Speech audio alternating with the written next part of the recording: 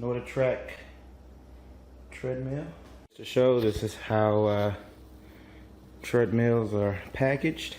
It really doesn't matter what brand you get, model, they all pretty much look the same, and the assembly of all treadmills are pretty much the same.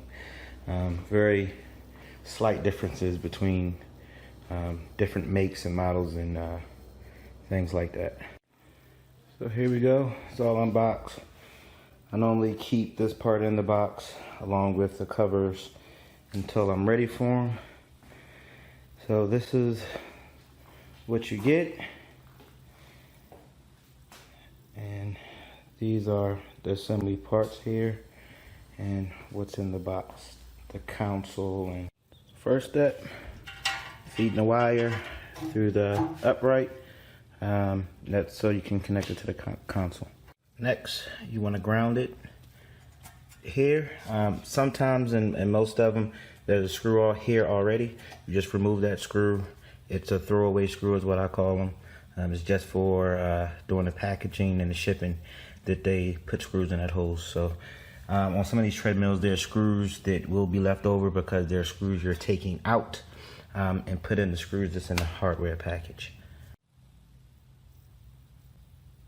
Then you connect the base. I normally just hand tighten these first to get them into the thread. When I'm training someone on how to assemble a treadmill, one thing I always remind them, sometimes the instructions do not mention it, or it's easy to look over, are these covers that go here to cover up those screws. If you forget to do this part and end up getting half the machine, the treadmill, put together, you have to take a lot of parts apart to put these on. So what I normally always tell my guys is, after they do that, do this part, check the box to make sure they have these covers, and make sure they get those on first before moving any further. These arms are very different. No, not very different, but they can be different from different metal treadmills. Sometimes you put them on down, and the way you put them on can be different.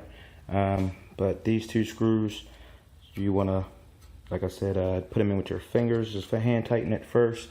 And these two screws here will come out, and they will be throwaway screws because there's screws in the package that will replace these.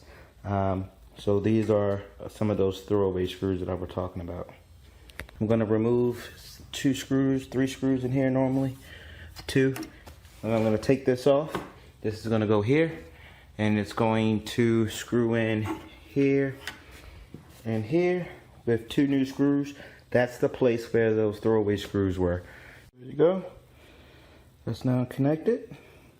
And I always tell my guys when I'm training, if you're using power tools, when you're putting these 2 screws in, do not go crazy with it and over tighten. This will crack and break. So you don't want to go crazy with it if you're using power tools to tighten these screws up. Now we're going to add the trays to the console. And again, do not over tighten these screws. Take your time. You don't have to go crazy with it. If you over tighten them, you could break the plastic or damage the plastic. So the trays are in. So now I'm going to connect this to here. Then I'll be able to attach the screws back here, attach here, here, hook this cable up here to here, and last thing I'll be doing will be connecting this hydraulic to the bottom, and done. Okay, I'm all done, but the customer's still not home yet. So this is an NordicTrack T6.5S. Like I said, the customer's not home yet. That is another example of why this service is needed and how the services can help you out. Customers still coming home from work. and they come home to an assembled treadmill. You don't have to worry about assembling a treadmill. They can come home and work out if they want instead of assembling it. So you got your hydraulic here. Just want to push up a little bit. Foot here. Let it come down to about that part, and you can remove your foot. And nice smooth drop.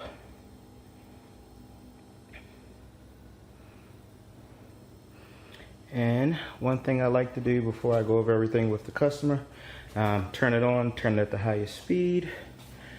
So we look good there. And the reason why I say turn it on to the highest speed, that's what I find is when you get the most movement in the belt. Just to see if you need to adjust the belt, and you really can't see it, but there's a hole here. There's one on this side to adjust the roller here if you need to for the belt. So I'm going to turn it up to the highest speed to see if we get any rubbing.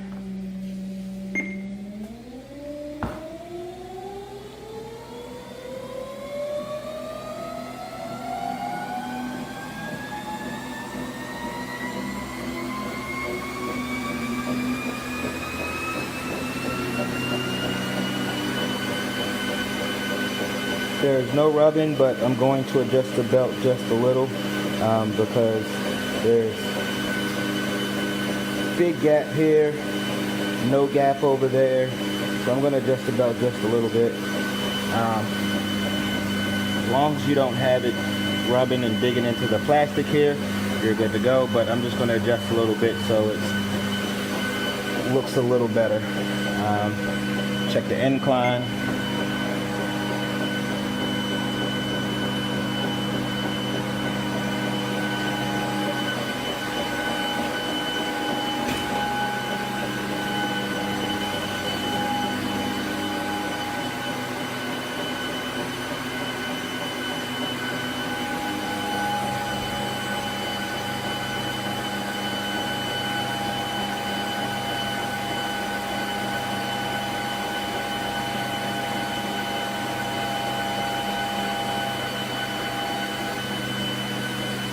And the last thing I like to check is the safety switch.